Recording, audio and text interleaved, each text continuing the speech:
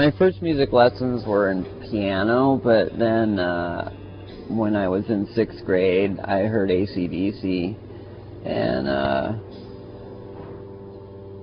mean, before that, as a kid, my parents' music, like the thing that really I remembered, when I was 5, when we'd go driving in a car, I would always hear the solos from Freebird, which I didn't know the name of the song or who it was, but I just would always, whenever we'd be driving, I'd hear those solos. And then when in 6th grade, when I heard AC/DC, I just like, oh, I want to play guitar, and then that was it.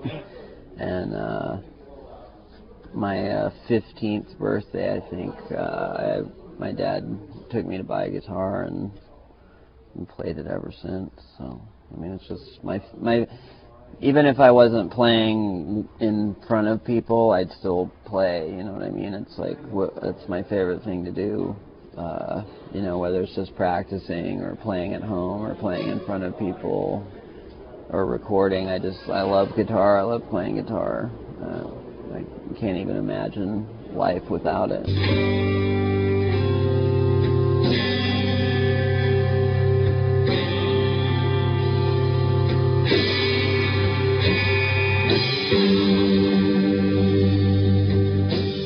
Before, when I was younger, and like a lot of people who are younger, they think, oh, we're doing something that's, you know, radically different that no one else has ever done before. And as you get older, you start to realize that that's not the case, that music is this continuous thing, and people, you know, there's always someone who's done it before you, and it's sort of reinterpreting stuff through your experience rather than, you know, I mean, I kind of view music as coming from somewhere else, almost like being a musician is more like being a medium, and like the musician is like a vessel that the music comes through, and you prepare the vessel by what you're, you know, whatever you're into, like, you know, American history or this or that. As you absorb that, it sort of creates a shape for the music to take as it comes out of you. So I think I just, you know, I became more aware of like American musics and you know, the place within it of drones and repetition and that stuff, and the choice of notes and things. And so and then you know, began reading a lot of you know, Cormac McCarthy's Blood Meridian and American history and stuff, and that sort of conditioned the way the music came through.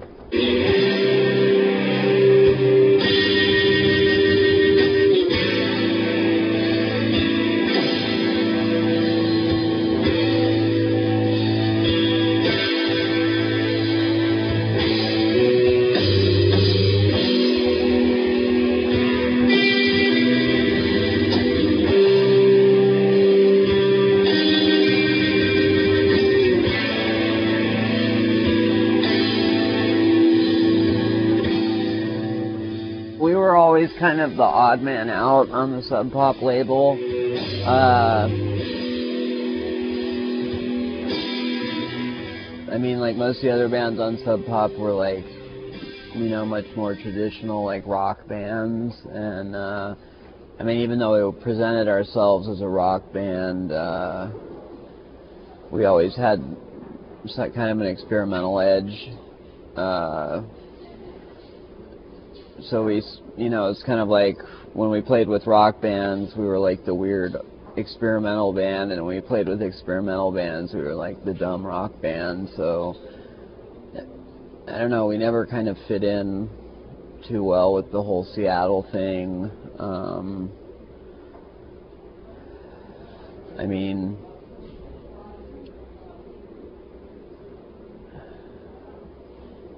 other than being from Seattle, I don't know. And I always viewed our stuff as more pastoral than the other Sub Pop bands, I guess. You know, there's always a sense of being of rock music, and rock music is made up of country and blues, and so I began like looking farther back, I guess, for influences into country and western,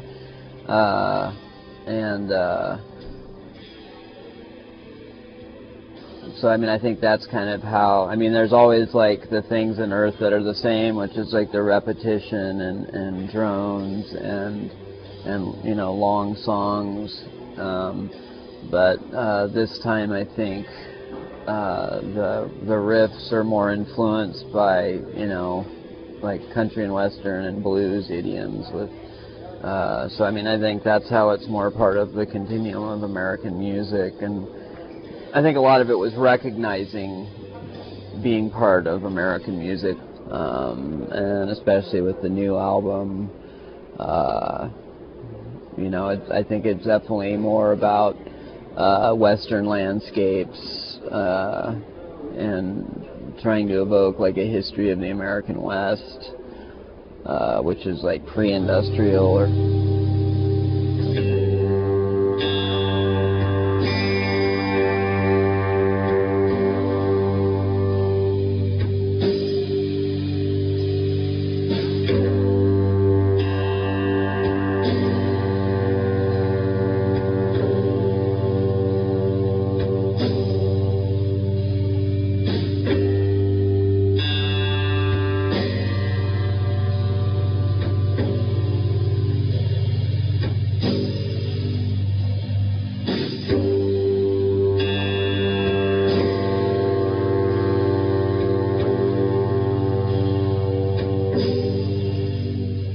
before I was into music, I was into film, and so I've always wanted to do, even if there's no movie, I always consider myself writing a soundtrack for some, even if the movie doesn't exist except in someone's head or my head. I always have that sense of like I'm trying to write visually, since there's no lyrics to tell, you know what I mean? It's not like there's no lyrics saying this is what a song's about. It's trying to convey this sense of space and stuff with the music, which is cinematic in nature. Well, like Dire and Never Circling Wolves to me evokes this image of say a wagon train or something that's suddenly attacked and surrounded by enemies, and then somehow gets out of it at the end, or whether it's wolves or Indians or, you can plug in different things, but to me it evokes that sense of like being in a hopeless situation and then coming out of it at the end. So, like that would be one example, or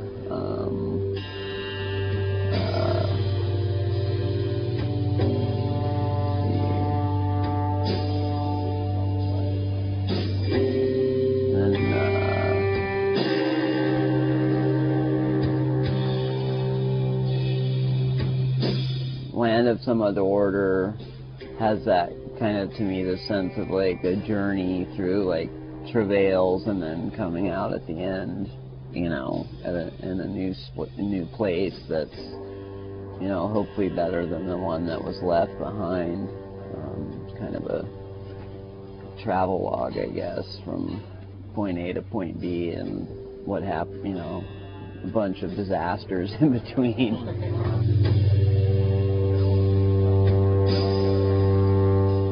I try not to be too specific, like I like stuff that can have a number of different interpretations so that the audience is allowed to, that's one of the things I like about instrumental music, is the audience is allowed to participate as well. It's not so, like music with vocals is really like, this is what the song's about, and like telling people what they're going to feel, whereas to me instrumental music, it's like your beliefs are allowed to interact with my, you know what I mean? It's a collaboration between the performer and the audience instead of like this is what it's about, damn it. This is what it,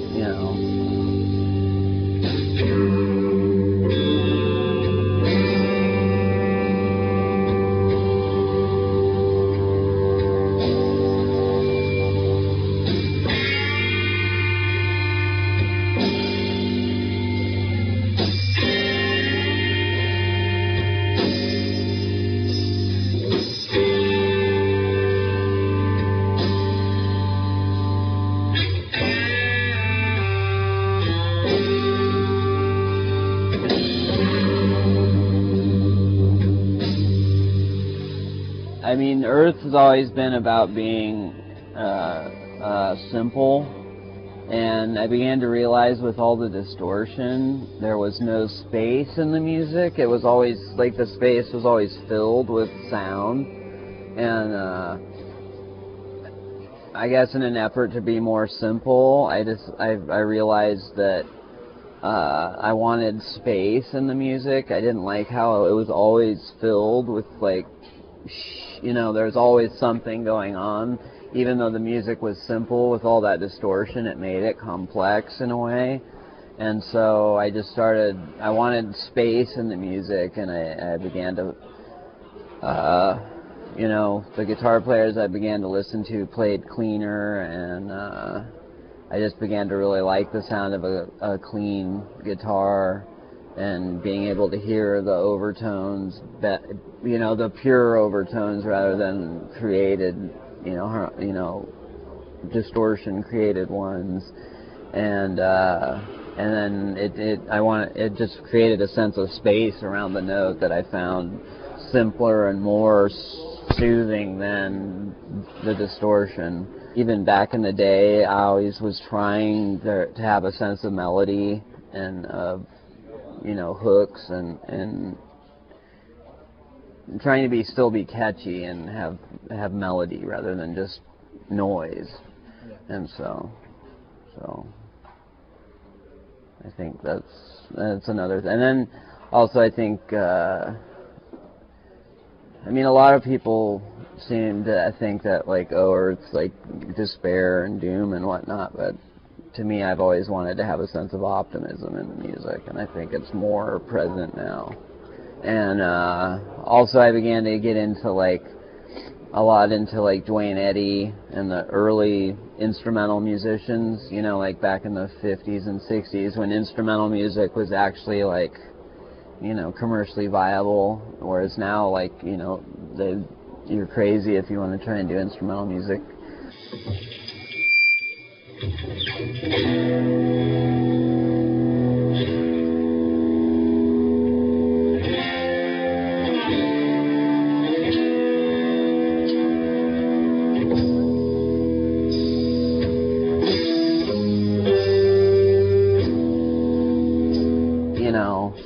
Pitfall, which, I don't think the major labels have long to live in this world, because they're just dinosaurs, and, they don't know how to adapt to the, the changing world. Obviously their reaction to downloading and whatnot, has been completely reactionary, and, but yeah, I think we're just creating our own thing, and take it or leave it. We're gonna, take it out to people, and fortunately people really seem to respond to what we're doing and seem to really like it. The tour has been incredible. The audiences have been great. It's been a really good time.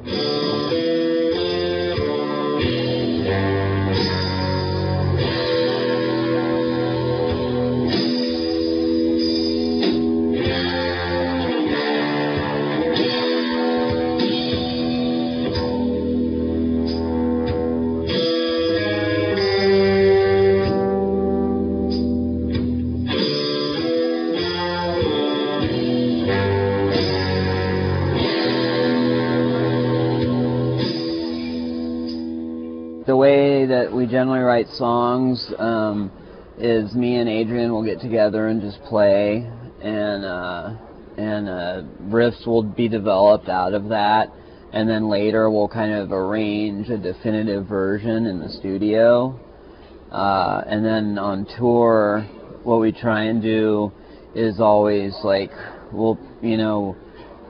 there's some nights where you end up playing it the same as you've done before, but then other nights we'll extend it and change things, and then we always try and leave some room in the set at some point to just play, and hopefully develop something that we can use later, like a riff or something that will be used later to create another song. Yeah, sometimes it's an off night. You just have to play it as you wrote it. You know, it's like sometimes it comes and you're able to, you know, change things and move on, and other times it's, you know, you just feel like you're going through the motions. But usually so far it's been good nights every night. We've been, you know, being able to add stuff to things, so.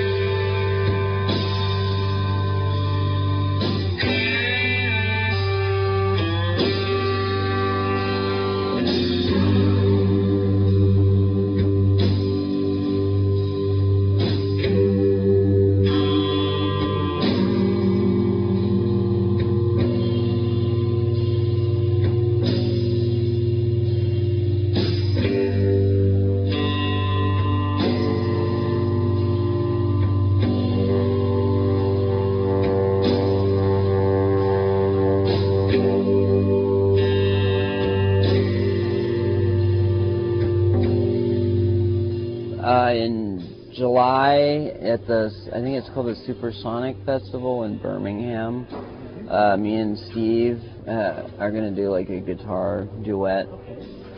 We recorded a piece for Touch Records compilation. Yeah. I don't know what they're doing with it, but we're going to try and pursue that a little further.